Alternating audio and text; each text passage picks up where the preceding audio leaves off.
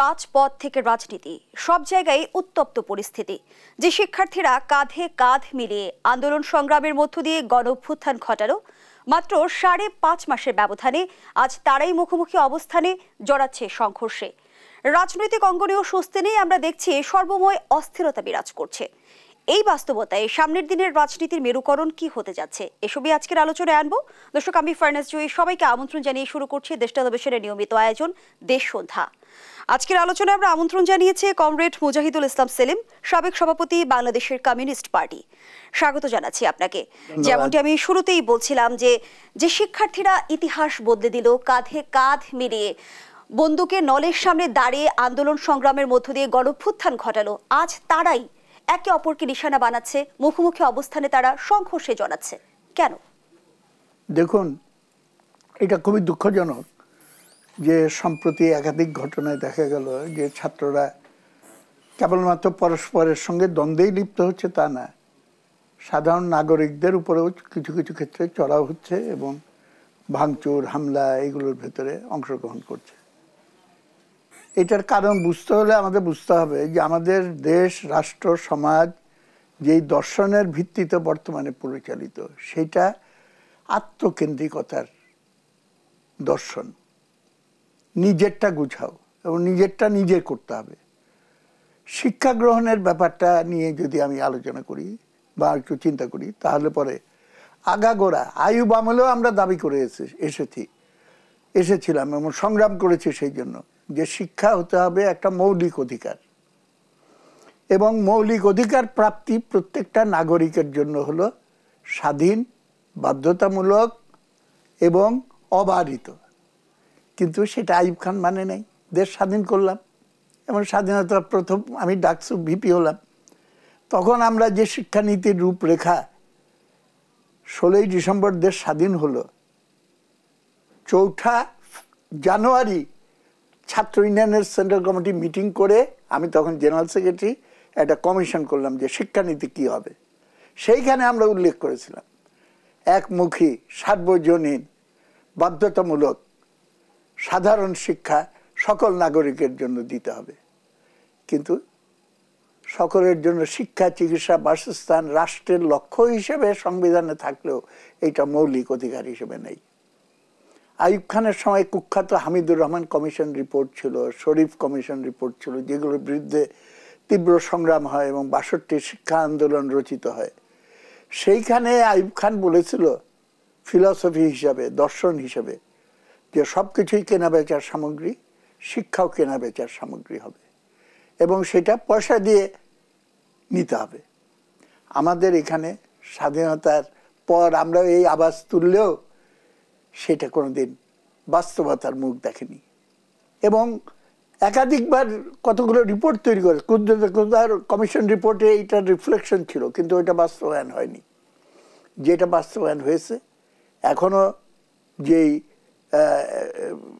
কি বলে কমিশন, যেটা আমাদের কর্তৃপক্ষ, বিশ্ববিদ্যালয়ের কর্তৃপক্ষ, তাদের ফিলসফি, তারা গাইডেড বাই দিস ফিলসফি যে প্রত্যেকটা শিক্ষা প্রতিষ্ঠান নিজের ইনকাম নিজেকে জেনারেট করতে হবে। তার মানে টিউশনই বাড়াও, ছাত্রদের কাছ থেকে টিউশন, বিনা পয়সায় কিছু পাওয়া যাবে না। মিথ্যা কথা। কোনো মানুষ বিনা পয়সায় শিক্ষা চায় না। আমরা সরকারকে টাকা দেই কেন, ট্যাক্স দেই কেন? এবং যে লক্ষ কোটি টাকা আমাদের কাছ থেকে ট্যাক্স নেওয়া হয়, 6-7 লক্ষ টাকার ট্যাক্স, সেই ট্যাক্সের ভেতরে প্রায় 70% বেশি হলো পরোক্ষ কর, এই ভ্যাট, সেলস ট্যাক্স ইত্যাদি, যেটা কোটিপতিকেও 10 টাকা আর রিক্সাওয়ালাকেও 10 টাকাই দিতে হয়। এইভাবে ইনডাইরেক্ট ট্যাক্স, পরোক্ষ করের মাধ্যমে পুরা করের বোঝাটা তাদের উপর চাপিয়ে দিচ্ছে। কিন্তু এই টাকাটা দেওয়া হয় কেন? সরকারের কাছে দেওয়া হয় যে সরকার আমাকে গুডস অ্যান্ড সার্ভিসেস এবং আমার প্রয়োজন, সামাজিকভাবে যেগুলো প্রয়োজন, সেইটা আমাকে সরবরাহ করবে। তা আমরা তো আগাম টাকা দিয়ে রেখেছি সরকারের কাছে, এই কথা কেন উঠাবে যে বিনা পয়সায় শিক্ষা পাওয়া যাবে না এবং শিক্ষার ব্যয় আবার নতুন করে দিতে হবে? যাই হোক, এই আলোচনা আমি যেতে যাচ্ছি না। সুতরাং আমাদের সমাজের ভেতরে এই যে অবস্থাটা বিরাজমান, সেইটা সমাধান করার একটাই পথ আমার মতে, সেইটা হলো আমাদেরকে সমাজতন্ত্র অভিমুখী সমাজ নির্মাণ করতে হবে। কিন্তু বৈষম্য বিরোধী ছাত্র আন্দোলন নামে এটা উচ্চারিত হলেও বৈষম্যের ডেফিনিশনটা কিন্তু করা হয়নি। বৈষম্য অর্থ যদি এইটা হয় যে এক পক্ষ খালি এতদিন লুটপাট করেছে, অন্য পক্ষগুলো বঞ্চিত হয়েছে, এইখানে লুটপাটের ক্ষেত্রে বৈষম্য দূর করতে হবে, সেইটা তো বৈষম্যের আসল উদ্দেশ্য হওয়ার কথা ছিল না। গণঅভ্যুত্থানে আমরা যে ঐক্যের শক্তি দেখেছি, সেই ঐক্যের 5.5 মাসের ব্যবধানে আমরা দেখছি ছন্দপতন। এর মূল কারণ কি? ক্ষমতা নাকি স্বার্থের দ্বন্দ্ব? না, এই যে ঐক্যটা হয়েছিল গণঅভ্যুত্থান, সেটা তো হলো স্বৈর শাসন ফ্যাসিস্ট আকারে যে আমাদের দেশবাসীর উপর চেপে বসেছিল। কোটা বিরোধী আন্দোলন থেকে আমরা দেখলাম যে স্বৈরাচার পতনের আন্দোলন হলো। না, কোটাটা হলো উপলক্ষ মাত্র। 16 বছর ধরে এইটার বিরুদ্ধে সংগ্রাম চলেছে, একটা বারুদাগারের মতো জমেছিল বিক্ষোভ। সেটা ঘটনাচক্রে কোটা ক্যাচ করেছে, ওটা করেছে, ম্যাচের কাঠির মতো কোটা স্পার্ক করেছে। কোটা না হলে পরে শুনে রাখেন আমার কাছে 3 মাস পরে বা 6 মাস পরে অন্য আরেকটা ইস্যুতে এই একই রকম বিস্ফোরণ হতো। কোটাটা কেন সবার মন আকর্ষণ করলো? তার কারণ আমাদের এখানে শিক্ষিত বেকারের সংখ্যা বেশি। শিক্ষিত বেকার যদি না থাকতো তাহলে কোটা থাকুক আর না থাকুক এতে তো কিছু আসে যায় না।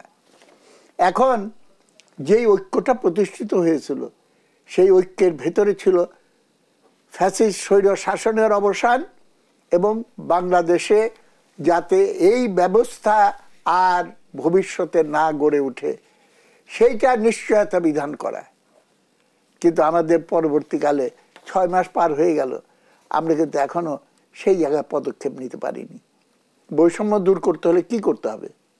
ফার্স্ট অ্যাটেনশন দিতে হবে হলো চা বাগানের শ্রমিক, 1 বছরে বেতন বেড়েছে 8.5 টাকা, অর্ধেকটা ডিমের দামের সমান। 6 মাস ধরে গার্মেন্টস কারখানা 10, 20, 15টা আমি নাম বলে দিতে পারবো, 6 মাস ধরে কোনো বেতন দেওয়া হয় না। বৈষম্য দূর করতে হলে সেইটা করতে হবে।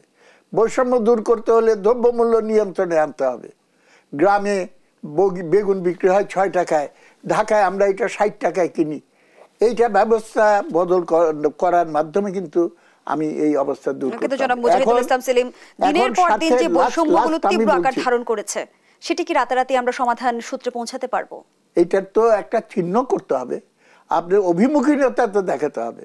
অভিমুখীনতা যদি এটাই হয় যে এখন সরকারি প্রশ্রয়ে এবং তার সমর্থনে আমার একটা রাজনৈতিক দল গঠন করতে হবে, এবং সেটা করার জন্য বাংলা মোটরে 2 তালা ধরে অফিস, কত লক্ষ টাকা যেন এটার ভাড়া আমি জানি না, হেলিকপ্টারে করে গিয়ে মিটিং করতে হবে, মার্সিডিজ বেঞ্জে করে গিয়ে মিটিং করতে হবে।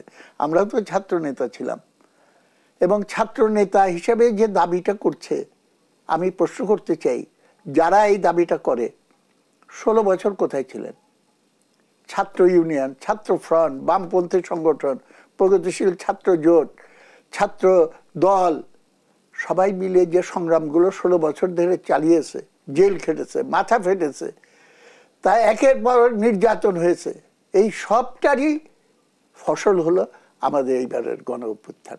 এইটাকে স্বীকার না করে আমি যদি নেতৃত্ব, স্ব আরোপিত নেতৃত্ব হিসেবে নিজেকে প্রতিষ্ঠা করতে চাই, সেটা তো সঠিক হবে না।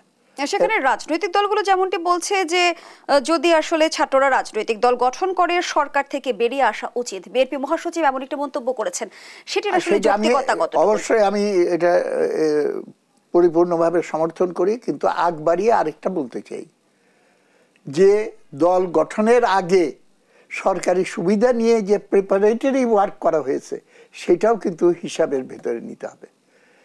এবং কোথায় থেকে এই টাকা আসলো, কার কাছে দিল, শুনলাম যে এটা বলেছে যে আমাকে এক বন্ধু আমাকে চাঁদা দিয়েছে, আমাকে ব্যবহার করার জন্য মার্সিডিজ বেঞ্জ দিয়েছে। তো বিগত সরকারও তো বলবে যে আমাকে 28 লক্ষ কোটি টাকায় যে লুটপাট, এটা তো লুটপাট না। কেউ অনুগ্রহ করে আমার প্রতি ভালোবাসা থেকে আমাকে যদি 2-4 লক্ষ কোটি টাকা দেয়, তাহলে অসুবিধার কি আছে?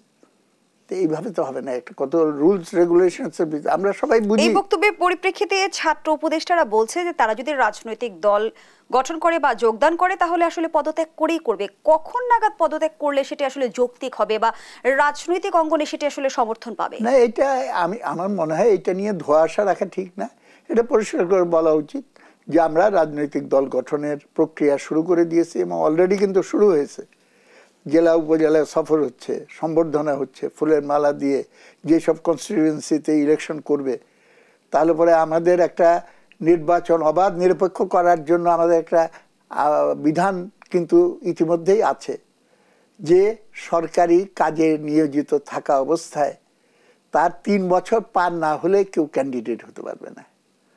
তাহলে পরে যারা আজকে সরকারি মন্ত্রী হিসেবে, উপদেষ্টা হিসেবে বা তাদের সঙ্গে জড়িত আছে, এই বিধান তাদের ক্ষেত্রে প্রয়োগ করা প্রয়োজন। সুতরাং পট করে রিজাইন করে সমস্ত সরকারি সুযোগ সুবিধাগুলো ব্যবহার করে আমি কনস্টিটিউয়েন্সি রেডি করলাম, আমি পার্টি রেডি করলাম। অতীতে আমরা দেখেছি তো, জিয়া রহমান ক্ষমতা থাকা অবস্থায় বিএনপি গঠন করেছে, এরশাদ ক্ষমতা থাকা অবস্থায় জাতীয় পার্টি গঠন করেছে, এবং এইটার ফলে দেশে যে কলঙ্কজনক অধ্যায় রচিত হয়েছিল তার বিরুদ্ধে তো আমরা আন্দোলন করলাম, এরশাদ বিরোধী গণ অভ্যুত্থান। এবং এরশাদের গণ অভ্যুত্থানের পর আমরা বললাম নতুন করে আমরা গণতান্ত্রিক ভবিষ্যৎ রচনা করব। তখন 3 জোট মিলে আমরা প্রতিশ্রুতিবদ্ধ হয়েছিলাম, আমরা একটা আচরণ বিধি তৈরি করেছিলাম এবং সবাই সই করেছিল যে আগামী অনেক কিছু ছিল, তার ভেতরে একটা পয়েন্ট ছিল আগামী 2 বছর আমরা দলীয় স্বার্থ দেখব না, স্বৈরাচারের আবর্জনা পরিষ্কার করার জন্য আমরা নিয়োজিত থাকব। স্বৈরাচারের আবর্জনা পরিষ্কারের বদলে সেই আবর্জনা কে কার আঁচলে বেশি বাঁধতে পারবে সেই প্রতিযোগিতায় লিপ্ত হয়ে গেল। আজকে আবার আমরা এই একই রকম প্রবণতা যদি দেখি, আমি আশা করব এই প্রবণতা থেকে তারা মুক্ত হবে এবং সুচিন্তিতভাবে তাদের পদক্ষেপগুলো গ্রহণ করবে। এইভাবে হুইমজিক্যালি এবং এক একজন এক একটা কথা বলছে, এটার ফলে যে সিচুয়েশন হচ্ছে সেটা কিন্তু খুবই দুঃখজনক। এবং সেইখানে কিন্তু ঘি ঢালছে, সেই আগুনে ঘি ঢেলে দিচ্ছে কিন্তু ছাত্রদের ভেতরে যে দ্বন্দ্বটা, সেইটা কিছুটা স্বাভাবিক প্রক্রিয়া হচ্ছে। আমি জানি না এটার পেছনে কেউ উস্কানিদাতা আছে কিনা, কিন্তু আমাদের এই বিষয়ে সতর্ক থাকতে হবে। সম্প্রতি এই যে 7টা শিক্ষা প্রতিষ্ঠান ঢাকা বিশ্ববিদ্যালয়ে এইটা তো বহু পুরানো সমস্যা, এটা কেন এতদিন পর্যন্ত সমাধান করা হয়নি? করতে হলো ছাত্রদের প্রচন্ড চাপের মুখে, এবং সেই ছাত্রদের উপরে পুলিশ যে নির্যাতন চালিয়েছে, আপনি যদি এই ছবিগুলো দেখেন, পুলিশের কিন্তু পক্ষপাতের অভিযোগও করেছে শিক্ষার্থীরা। অবশ্যই অবশ্যই। তো পুলিশকে যদি এই নীতিতে পরিচালনা করা হয় যে তুমি হলো সরকারের পুলিশ, সরকার যেটা বলবে তোমাকে সেটাই করতে হবে, তাহলে স্বৈরাচারী সংস্কৃতির কতটা পরিবর্তন হলো? পরিবর্তন তো হবে না যতক্ষণ পর্যন্ত অর্থনৈতিক ব্যবস্থা আপনি লুটপাটতন্ত্র দূর না করছেন। আপনার রাজনীতি থেকে লুটপাটতন্ত্র দূর করতে পারবেন না। সবাই মনে করবে যে এইটা পার্সোনাল কতগুলো সুবিধা পাওয়ার জন্য আমি রাজনীতি করছি, পার্সোনাল সুবিধার জন্য আমি ব্যবসা করছি, পার্সোনাল সুবিধার জন্য আমি গান গাইছি, পার্সোনাল সুবিধার জন্য আমি সমস্ত কিছুর ভেতরে কিন্তু এই সব কিছুই হয় জনগণের সেবার উদ্দেশ্যে কিংবা লাভের উদ্দেশ্যে। সব কিছু যদি আপনি লাভ লোকসানের হিসাবে নিয়ে আসেন, এবং বাজার অর্থনীতির নিয়মই হলো আপনি সব কিছু লাভ লোকসান, কত দিলাম কত পেলাম, এটার বিনিময়ে আরেকটু ভালো কোথাও পাওয়ার সুযোগ ছিল কিনা, এইটাকেই বলা হয় বাজার অর্থনীতি। এবং বাজার মৌলবাদ হিসেবে সেটা যদি ব্যবহার করা হয় তাহলে পরে তো মারাত্মক কুফল আমরা দেখেছি। আমাদের মতো দেশ সম্পর্কে আমরা স্পষ্ট বলতে পারি যে বাজার অর্থনীতি অবধারিতভাবে লুটপাটতন্ত্রের জন্ম দিবে, এবং তার আবার নতুন করে নিদর্শন আমরা দেখছি। এত সুন্দর সুন্দর কথা হাওয়ায় মিলিয়ে যাবে যখন স্বার্থের টানাপোড়েনে এসে দেখা যাবে যে প্রত্যেকেই নিজের নিজের স্বার্থ। ইতিমধ্যে আমরা দেখছি যে রাজনৈতিক অঙ্গনে উত্তপ্ত পরিস্থিতি বিরাজ করছে। বিএনপি মহাসচিব যেমনটি বলেছে যে নির্বাচনকালীন নিরপেক্ষ সরকারের দাবি জানিয়েছেন তিনি, আর এই দাবির পরিপ্রেক্ষিতে ছাত্র উপদেষ্টা বলছে যে ১/১১ সরকার গঠনের ইঙ্গিত বহন করে। সেই আলোচনায় ফিরতে চাই, বিরতির সময় হয়েছে। দর্শক, দেশপন্থার এই পর্যায়ে একটা বিরতি নিচ্ছি, সাথেই থাকুন।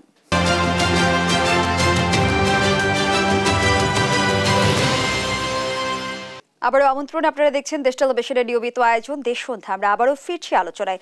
যারা মুজাহিদুল ইসলাম সেলিম, যে প্রশ্নটি আপনার কাছে রেখে বিরতিতে গিয়েছিলাম, অন্তর্বর্তীকালীন সরকার নিরপেক্ষ থাকতে না পারলে নির্বাচনের আগে নিরপেক্ষ সরকারের প্রয়োজন হবে, এমনটি বলেছেন বিএনপি মহাসচিব মির্জা ফখরুল ইসলাম আলমগীর।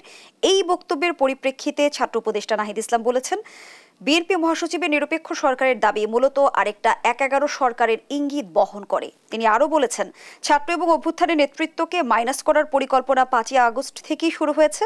৫ই আগস্ট যখন ছাত্র জনতার রাজপথে লড়াই করছে, তখন আমাদের আপোষকামী নেতৃবৃন্দ ক্যান্টনমেন্টে জনগণকে বাদ দিয়ে নতুন সরকার করার পরিকল্পনায় ব্যস্ত ছিলেন। পরিকল্পনার অংশ কারা ছিলেন বা কাদেরকে ইঙ্গিত করছে বলে মনে হয়? দেখুন, আমি এসব নতুন নতুন বয়ান শুনে খুবই অবাক হচ্ছে এবং একটু শঙ্কিত হচ্ছে। বিএনপির মহাসচিব কি বলেছেন, যেটা বলেছেন ওটা এসেন্সটা খুবই কারেক্ট। আমাদের দেশে নির্বাচন হতে হবে একটা নিরপেক্ষ সরকারের মাধ্যমে, এবং এই সরকারই সেই নিরপেক্ষ সরকার। তুমি যদি নিরপেক্ষ না হতে পারো, তাহলে পরে তোমাকে দিয়ে তো এই কাজটা হবে না। এটা তো সকলের গ্রহণযোগ্য একটা কথা। এইটার ব্যাপারে নাহিদ এটার সঙ্গে কেন 1/11-এর প্রসঙ্গ যুক্ত করলেন? হয়তো বা এই কারণে যে 1/11-এর ব্যাপারটা হয়তো আলোচনার বিষয়বস্তু ছিল 5ই আগস্টে। তিনি 5ই আগস্টের রেফারেন্সে এনেছেন যে তখন বিএনপি সম্পর্কে বলেছে যে তারা জাতীয় সরকারের এই প্রস্তাব মানে নাই এবং না মেনে এইরকম একটা সরকার নিয়ে এসেছিল। তখন থেকেই তো ষড়যন্ত্রের সূত্রপাত।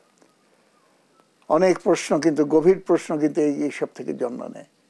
কেউ যদি প্রশ্ন করে, যখন ছাত্ররা আন্দোলনে ব্যস্ত, তখন কেউ কেউ টেলিভিশনের সামনে দাঁড়িয়ে বলল যে আমরা এই আন্দোলন টোটাল উইথড্র করছি, ঢাকা ব্লকেড না কি যেন নাম ছিল আর কি, এটা বলেছিল আর কি, এটাকে প্রত্যাহার করে নিচ্ছে, আন্দোলন প্রত্যাহার করে নিল। পরে অবশ্য তারা বলেছে যে প্রবল অত্যাচারের মুখে তাদের এটা করতে হয়েছে। প্রবল অত্যাচার কি আমরা ফেস করি নাই? আওয়ামী লীগ আমলে, বিএনপির আমলে, এরশাদের আমলে সমস্ত সময়ে আমরা ফেস করেছি। বছরের পর বছর জেল খাটতে হয়েছে, আমাদের উল্টা ঝুলিয়ে নিয়ে অত্যাচার করা হয়েছে, টর্চার করা হয়েছে। আমরা তো আত্মসমর্পণ করি নাই, এইভাবে তো কোনো প্রকাশ বিবৃতি আমরা দিইনি। কিংবা যান বাঁচানোর জন্য আওয়ামী লীগ ছাত্রলীগের ভেতরে অনুপ্রবেশকারী হিসেবে থেকে আমাদের কার্য উদ্ধারের চেষ্টা করিনি।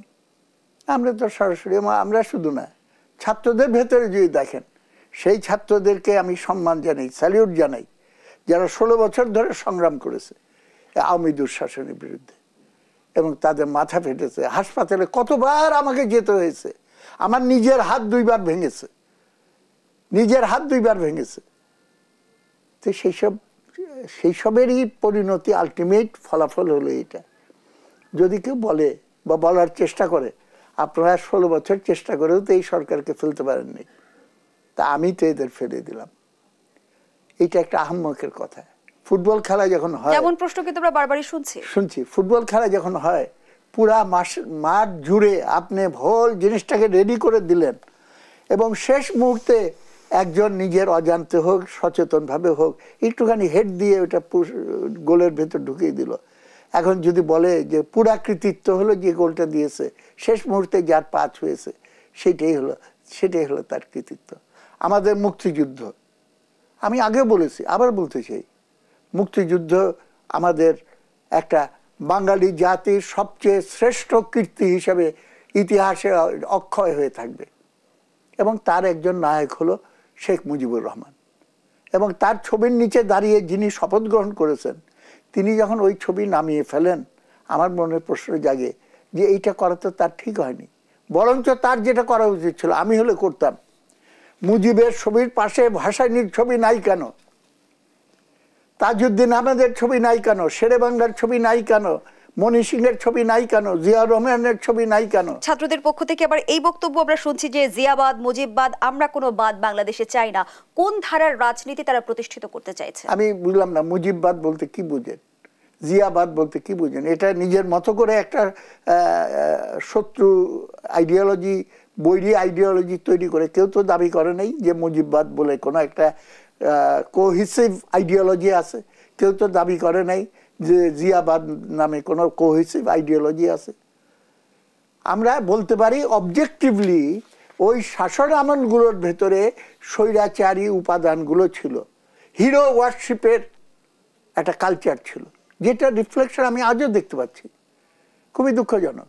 সুপ্রিমো কালচার, এবং সুপ্রিমোর কোনো ভুল নাই, এবং সে হুকুম দিয়ে যাবে।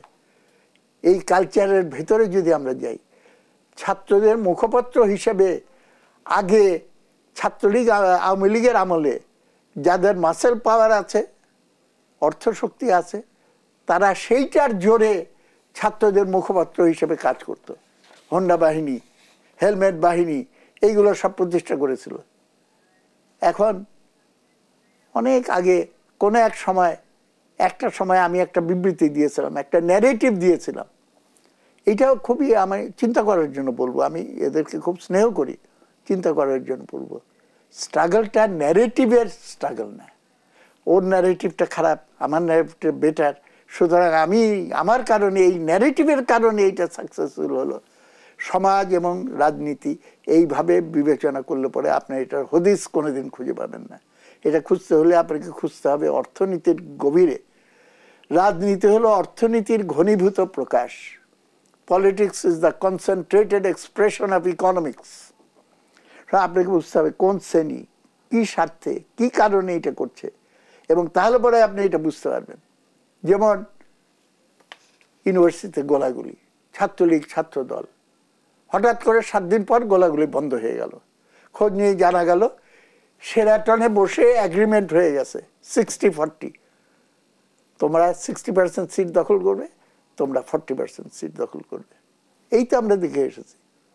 এখন এই ভাগাভাগির কম্পিটিশনে যে আমি নেতা হব, আমি মুখপাত্র হলে পরে আমি রাষ্ট্র নিয়ন্ত্রণের ভেতর নিয়ে আসতে পারবো, নতুন দল গঠন করব, এবং করে নিয়ে সরকারি সুবিধায় জনগণের কাছে যেভাবে আমি করেছি বা আমরা করেছি। আমি ডাক্তার ভিপি ছিলাম, যেদিন আমার একাডেমিক ক্লাস শেষ হয়ে গেল সোজা চলে গেলাম গ্রামে, তারপর বহুদিন জেল কেটেছি। তারপরে এসে দশকের পর দশক ধরে আমি ক্ষেত মজুর আন্দোলন করেছি। লক্ষ লক্ষ ক্ষেত মজুর, ভূমিহীন ক্ষেত মজুরকে খাস জমি দিতে হবে, গম চোরের চামড়া তুলে নেব আমরা, এই সংগ্রাম করে করে আমি কিন্তু অগ্রসর হয়েছি। তা মানুষের ভেতরে এই যে তৃণমূলে কাজ করে, সেইটার দিকে যদি আমরা রাজনীতিকে মোড় ঘোরাতে না পারি, একই রকম এক্সিবিশনিস্ট, প্রদর্শনবাদী এবং আত্মপ্রচার অভিমুখী যে রাজনীতির ধারা এই দেশে স্বৈরাচারী ফ্যাসিজমের জন্ম দিয়েছে, একই ধারা বজায় রাখলে পরে কিন্তু আমরা একই পরিণতি দিকে আমরা চলে যাব। এই চিরাচরিত রাজনীতি সংস্কৃতি যদি টিকে থাকে রক্তাক্ত গণ অভ্যুত্থানের পর, জনগণের আকাঙ্ক্ষা আসলে কতটুকু বাস্তবায়ন হবে? না, জনগণের আর কিচ্ছু বাস্তবায়ন হবে না। ওর জন্য সংস্কার করতে হবে। এই সংস্কার প্রসঙ্গে আমি বলতে চাই, বিরাট কনফিউশন তৈরি করা হচ্ছে এটা নিয়ে। সংস্কার করার মালিক হলো জনগণ। আমাদের কনস্টিটিউশনে আছে প্রজাতন্ত্রের মালিক জনগণ। সুতরাং প্রজাতন্ত্রের যেটা সংবিধান বা অন্য কোনো বিধিবিধান যেগুলো আছে মৌলিক বিষয়, সেগুলো কি হবে না হবে এটা নির্ধারণ করার দায়িত্ব হলো জনগণের, এবং জনগণ তার এই মালিকানাটা প্রয়োগ করে তার নির্বাচিত প্রতিনিধিদের মাধ্যমে। সুতরাং আগে নির্বাচন, তারপরে সংস্কার। কিন্তু এখানে একটা বড় কিন্তু হলো, সেই নির্বাচন হতে হবে অবাধ এবং নিরপেক্ষ, তা না হলে তো প্রকৃত প্রতিনিধি আসবে না। সুতরাং অবাধ এবং নিরপেক্ষ নির্বাচনের জন্য যেইটুকু সংস্কার দরকার সেইটা আগেই করে নিতে হবে। তো এইটাই তো বলা হচ্ছে। আর সেখানেও আসলে ছাত্র উপদেষ্টারা প্রশ্ন রাখে। আমি এইভাবে এটাকে প্লেস করতে চাই, সংস্কারের জন্য নির্বাচন প্রয়োজন, অপরিহার্য। আবার নির্বাচনের জন্য, অবাধ নিরপেক্ষ নির্বাচনের জন্য কিছু কিছু ক্ষেত্রে সংস্কার প্রয়োজন। সেখানে ছাত্র উপদেষ্টারা প্রশ্ন রাখছে যে এই সরকার তো আসলে নির্বাচনের মধ্য দিয়ে আসেনি, গণ অভ্যুত্থানের মধ্য দিয়ে এসেছে। এই সরকারের অগ্রাধিকার বিচার, সংস্কার এবং নির্বাচন, কিন্তু রাজনৈতিক দলগুলো মনে করছে যে এই সরকারের একমাত্র লক্ষ্য একটি গ্রহণযোগ্য নির্বাচন। সেই আলোচনায় ফিরতে চাই মুজাহিদুল ইসলাম সেলিম। আবারও বিরতির সময় হয়েছে। দর্শক, দেশবন্ধনের পর্যায়ে আবারও বিরতিতে যাচ্ছি, সাথেই থাকুন।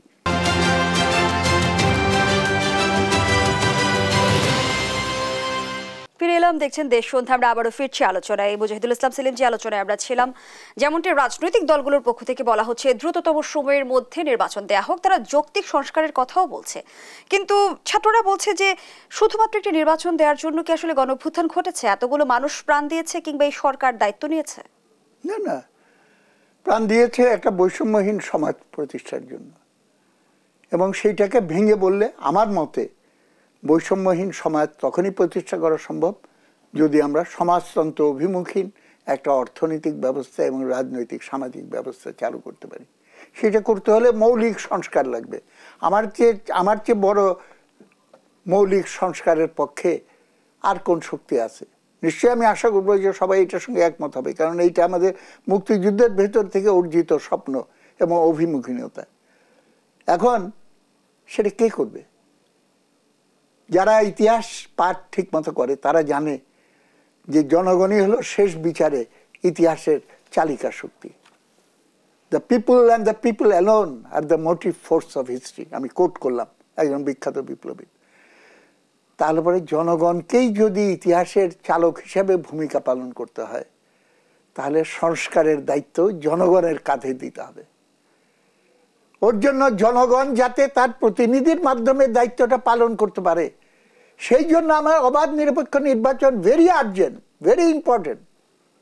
উপদেষ্টারা মাঝে মাঝে প্রশ্ন রেখেছে যে রাজনীতিবিদরাই যদি সংস্কার করতো তাহলে 53 বছরে সংস্কার হয়নি কেন? তাহলে পরে রাজনীতিবিদরা ছাড়া যখন ওয়াল ইনেভারের সরকার হয়েছে, যখন জিয়াউর রহমানের সময় মার্শাল ল ছিল, যখন এরশাদের সময় মার্শাল ল ছিল, তখন সংস্কার হয়েছে? জনগণের কল্যাণে কোনো সংস্কার হয়েছে? জনগণের কল্যাণে তো কোনো সংস্কার হয়নি। আমি আজকেও দেখতে পাচ্ছি এই আমরা ডুগডুগি বাজিয়ে, এটা গ্রাম দেশে দেখবেন মেলাতে ডুগডুগি বাজিয়ে ভালুকের নাচ, বাদরের নাচ দেখানো হয়। উদ্দেশ্য হলো ওদের সঙ্গে লিঙ্ক আপ থাকে, পেছন থেকে পকেট মার, আপনার পকেট কিন্তু খালি করে দিচ্ছে। আমরা এইগুলো নিয়ে ব্যস্ত, সংস্কার, অমুক সমুক, মায়ের পিঠ, দ্বন্দ্ব, কে মাস্টার মাইন্ড, এগুলো নিয়ে ব্যস্ত। ওইদিকে IMF আমাদেরকে শর্ত দিয়ে আরো আবদ্ধ করে ফেলতেছে। ওইদিকে আমেরিকান কোম্পানি আমাদের এখানে তেল সম্পদের উপরে তার নিয়ন্ত্রণ প্রতিষ্ঠার জন্য নতুনভাবে চুক্তি করে ফেলছে। আমাদের তো সর্বনাশ হয়ে যাচ্ছে এইসব দিকে। এবং নতুন মার্কিন প্রশাসন আসার পর যেই নীতিতে সে তার রাষ্ট্র পরিচালনা করছে, আমাদের এখানকার সরকারি কর্তা ব্যক্তিরা বলছেন যে আমরাও ডিরেগুলেশন, লিবারালাইজেশন, এইসব নীতি অনুসরণ করব। এটা তো নতুন কিছু কথা না, এটা তো বহু আগেই আমাদের এখানে এই 58 বছরে এই ডিরেগুলেশন, সমস্ত কল কারখানাগুলো বেসরকারিকরণ করে দেওয়া হলো। তো এই ধারার ভেতরে তো আবার আমাদেরকে নিয়ে যাওয়ার চেষ্টা করা হচ্ছে। সুতরাং এইটাকে জনগণের কল্যাণে যদি আমি পরিবর্তন দুই রকম হতে পারে, সংস্কার দুই রকম হতে পারে। একটা হলো পশ্চাদমুখী সংস্কার, আর একটা হলো প্রগতিমুখী সংস্কার। বাংলার মাটিতে পেছনে পশ্চাদমুখী প্রতিক্রিয়াশীল সংস্কার করার জন্য অনেকে কিন্তু ওত পেতে বসে আছে এবং ইতিমধ্যে নানা কথাবার্তা বলা শুরু করছে।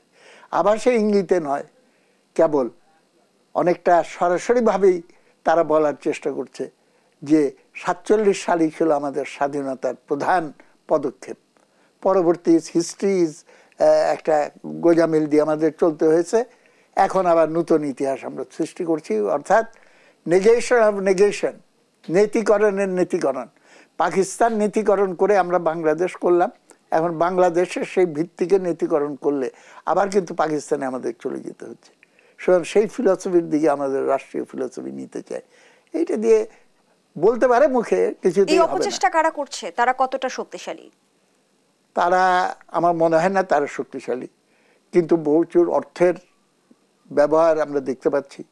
কোথায় থেকে টাকা পয়সা আসছে নিশ্চয়ই সেগুলো একটা ব্যাপার বটে, কিন্তু we are ready to take the challenge. এবং আমি সালোয়ারী উদ্যানে বলেছিলাম বক্তৃতা করে প্রকাশ্যভাবে, আমরা মুক্তিযোদ্ধা, এবং আমি জানি আমাদের সমস্ত পরবর্তী জেনারেশন এই মুক্তিযুদ্ধের সমর্থক। যত গ্রাফিটি আছে সমস্তগুলো আপনি পাঠ করেন, তার 95% লিখেছে স্বাধীনতা এনেছি, সংস্কার আনবো। শাহবাগের জাগরণ, সেটা মুক্তিযুদ্ধের চেতনাকে আবার নতুন প্রজন্মের ভেতরে জাগিয়ে তুলেছে। এখনো তাই হচ্ছে। অনেকে 24-এর আন্দোলনকে দ্বিতীয় স্বাধীনতা হিসেবে দেখছে, কিন্তু একটা জাতির জীবনে স্বাধীনতা আসলে কবার আসে সেটিও একটি প্রশ্ন। না না, এটা তো এসে গেছে অলরেডি একবার, এবং সেই স্বাধীনতাকে যারা নেগেট করে নতুন স্বাধীনতার কথা বলে তারা কিন্তু আমাদেরকে স্বাধীনতা নেগেট করে পুরানো জায়গায় চলে যাওয়ার কথাই বলছেন। সিম্পল লজিকের ব্যাপার, নেগেশন অফ নেগেশন, নেতিকরণের নেতিকরণ করা হলে তার মানে কিন্তু আমি I am going back to the same place হয়তো একটু হায়ার লেভেলে। সুতরাং পাকিস্তানি আমরা কায়েম করতে চাই বলেই ইনডাইরেক্টলি বলার চেষ্টা করা হচ্ছে।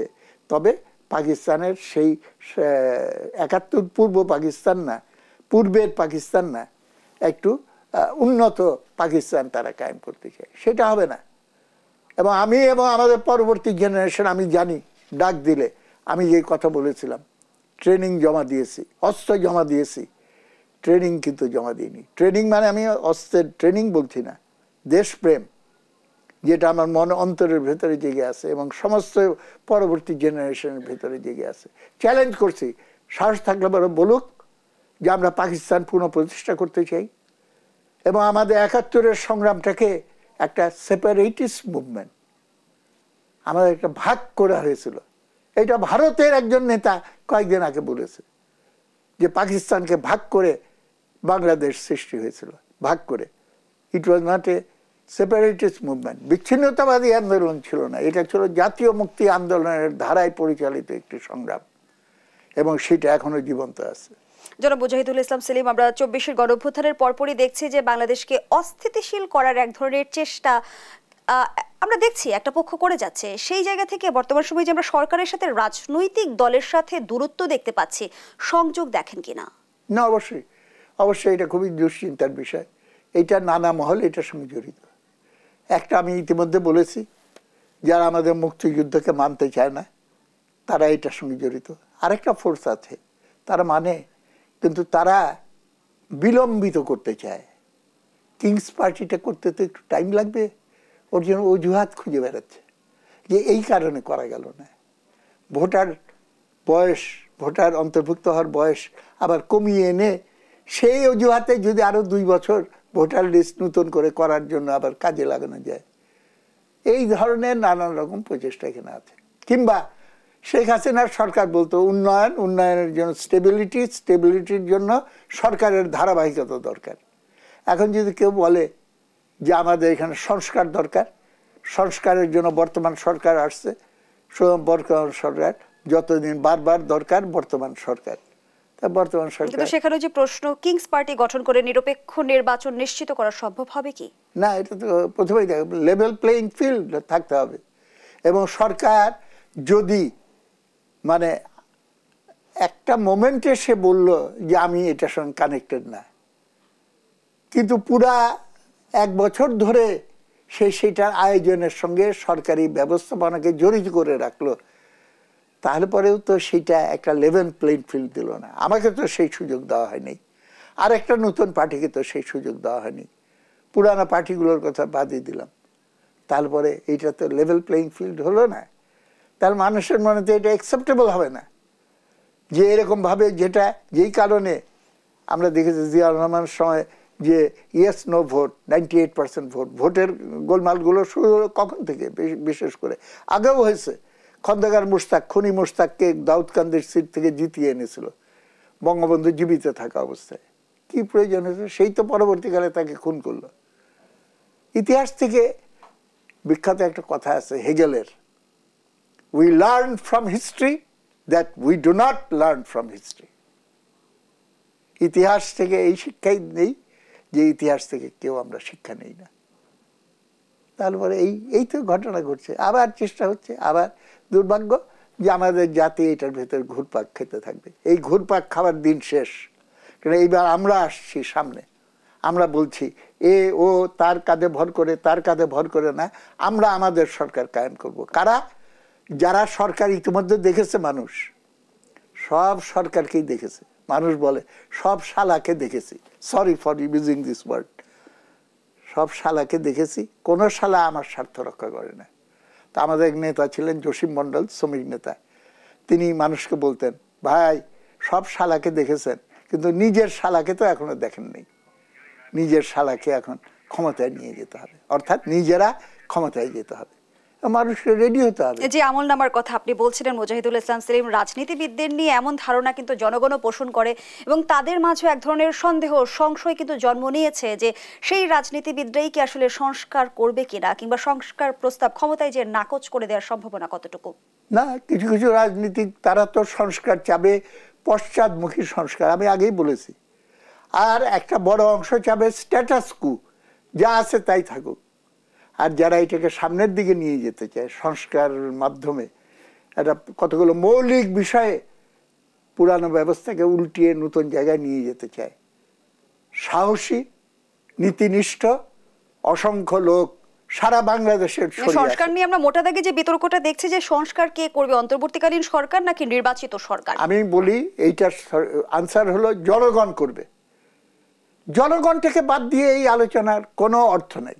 জনগণ করবে এবং জনগণের শক্তিটা প্রয়োগ হবে তার প্রতিনিধির মাধ্যমে, এবং প্রতিনিধি নির্বাচন যাতে সঠিক হয় সেই কারণে নির্বাচনের আগেও কতগুলো সংস্কার অপরিহার্য, এবং তারপরে জনগণের শক্তির উপরে ভিত্তি করে আমরা কিন্তু সংস্কারে যাব। সংস্কারের ব্যাপারে সবাইকে একমত হবে না, কিন্তু অধিকাংশের যে মত, যেটা সাধারণ জনমত, একমত হয়ে গেল পরে তো খুবই ভালো। কিন্তু সব পয়েন্টে একমত হলে পরে তাহলে পরে তো আমাকে প্রস্তাব করতে হয় যে একদলীয় শাসন কায়েম করেন। যেহেতু সবাই একমত, আপনি একটা কন্ডিশন দিচ্ছেন। ইউনিটি অ্যান্ড ইউনিফর্মিটি এক জিনিস না, সবাইকে একই ছাঁচে হতে হবে, এবং সেইটা একটা ঐক্যের প্রিকন্ডিশন। এইটা মনে করলে ঐক্যও কোনোদিন হবে না, এবং এক ছাঁচে সব মানুষের চিন্তা ভাবনা। সংস্কারে যদি আমরা ঐক্যমত্যে পৌঁছাতে না পারি, আমরা নির্বাচনের তারিখ কিভাবে নির্ধারণ করব? রাজনৈতিক দলগুলো থেকে কেউ বলছে 2-3 মাসের মধ্যে আসলে যৌক্তিক সংস্কারটুকু। না, আমি তো কোনোদিন বাজার অর্থনীতিকে আমাদের রাষ্ট্রীয় দর্শন হিসেবে যদি প্রতিষ্ঠা করা হয়, আমি কোনোদিন সেটার পক্ষে যাব না। আমাকে খুন করে ফেললেও আমি সেটার সঙ্গে একমত হব না। আমি সমাজতন্ত্র প্রতিষ্ঠা করতে চাই, কিন্তু অনেকে আছে সমাজতন্ত্রের ব্যাপারে একমত হবে না। তাহলে কিভাবে ফয়সালা হবে? Who will decide? শক্তির জোরে নাকি জনমত যেদিকে আছে, জনমতকে আমি উইন ওভার করার চেষ্টা করব? এইটাই হলো গণতান্ত্রিক পদ্ধতি। এবং সেইটার জন্য আপনার নির্বাচিত পার্লামেন্ট, এটা খালি সরকারের ব্যাপার না, নির্বাচিত জনপ্রতিনিধি এবং জনগণের ক্ষমতায়ন। সেই ক্ষমতায়ন খালি কেন্দ্রে না, একবার তৃণমূলে, ইউনিয়ন পরিষদ থেকে তৃণমূলে আসলে জনগণের ক্ষমতায়ন কতটা পৌঁছেছে বিগত সময়ে, সেটিও একটি প্রশ্ন। আবার নিশ্চয়ই আপনি আমন্ত্রিত হয়ে এলে সেই আলোচনা আমরা করতে চাই।